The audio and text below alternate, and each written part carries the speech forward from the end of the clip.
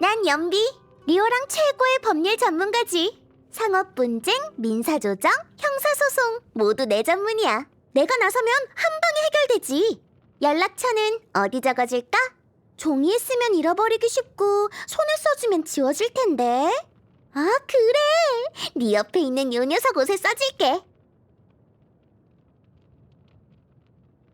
법은 제약이자 도구야. 기억해? 기억 못하겠으면 내가 옆에서 계속 알려줄게.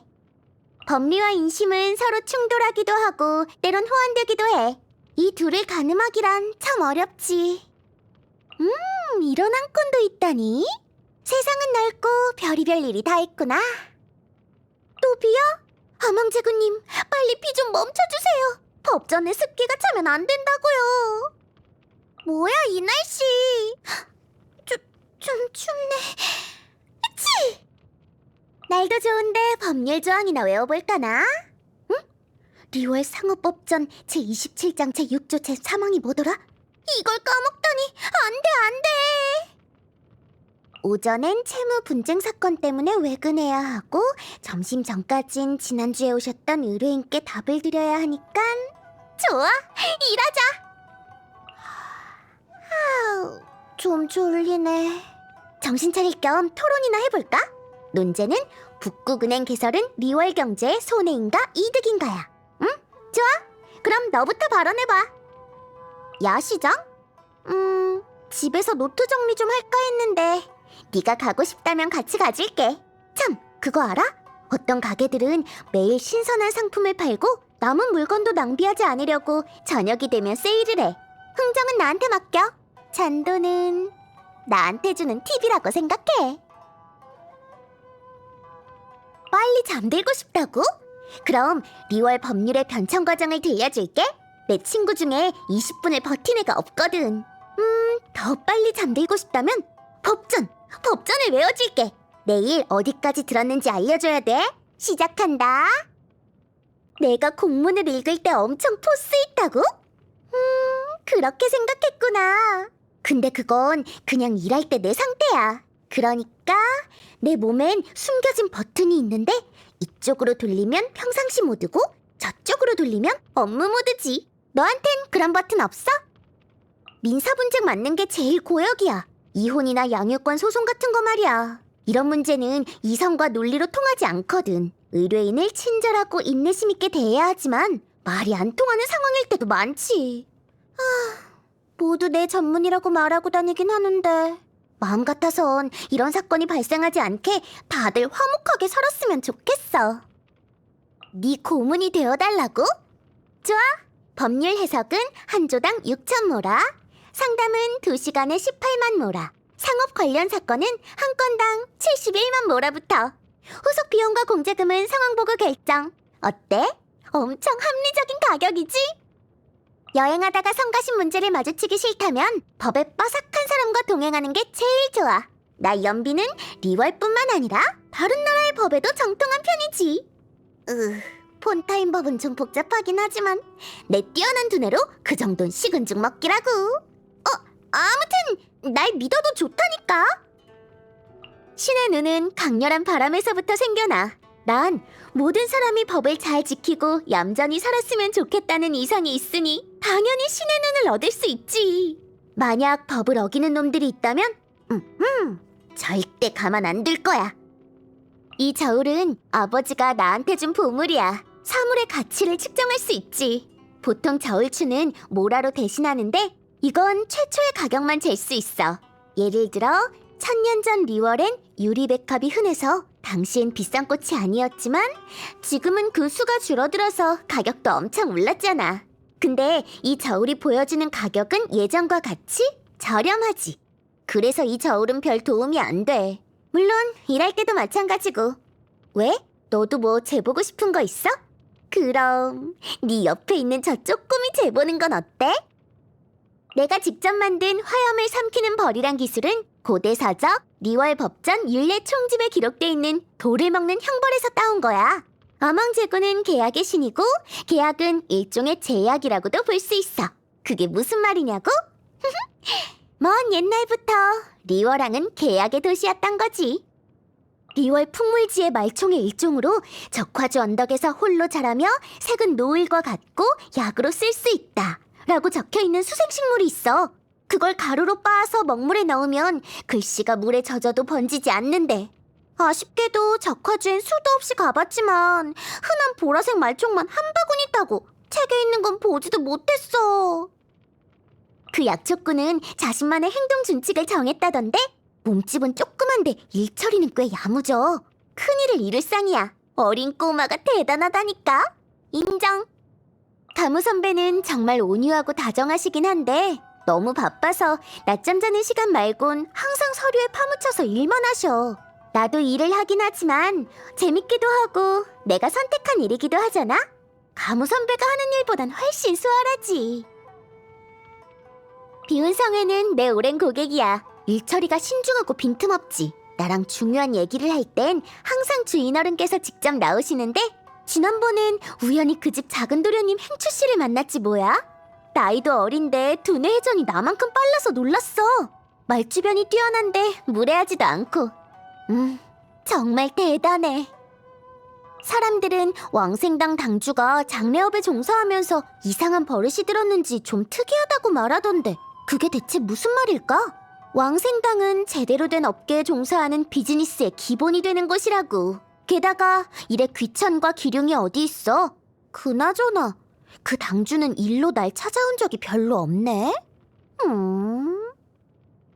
종려 선생님은 박학다식해서 그야말로 걸어다니는 서재야. 그거 알아? 난 그가 범상치 않다는 걸 한눈에 알았어. 그런 사람들은 문제가 생겨도 나한테 도움을 청하지 않을 거야.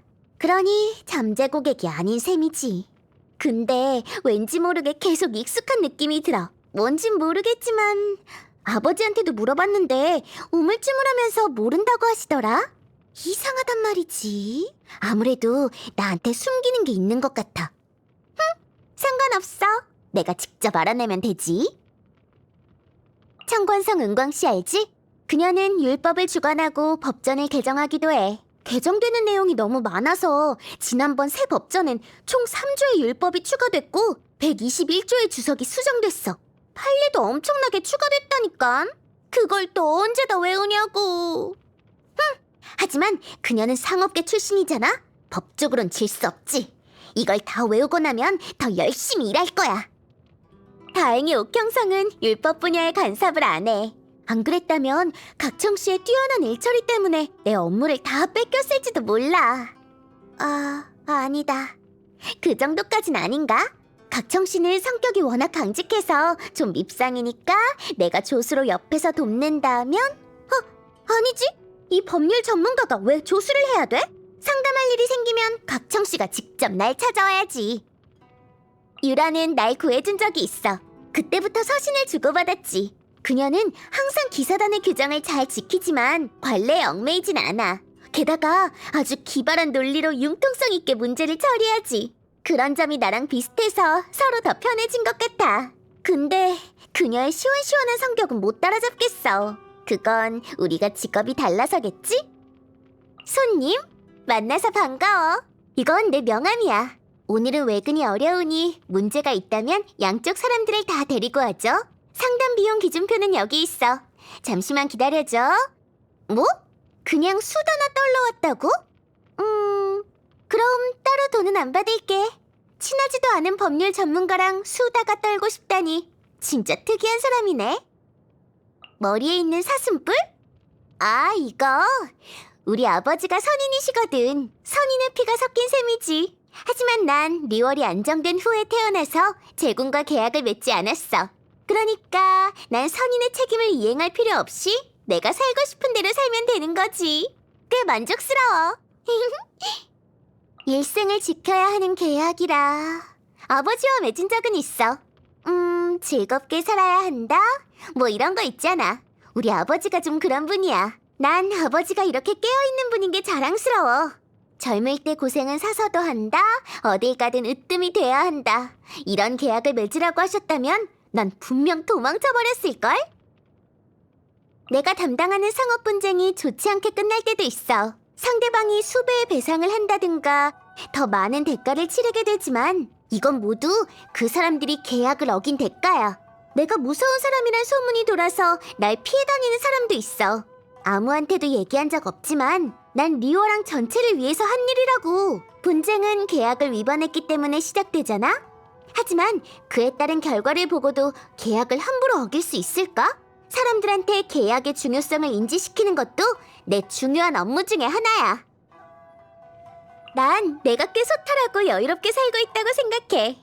봐, 경력도 어느 정도 쌓았고 금전적으로도 부족하지 않아. 이곳저곳 다니며 경험을 쌓는 것도 문제 없고 말빨로 날 당해낼 사람도 몇 없지. 하지만 즐거운 삶이란 걸 정의할 수 있는 법이나 규정은 없어.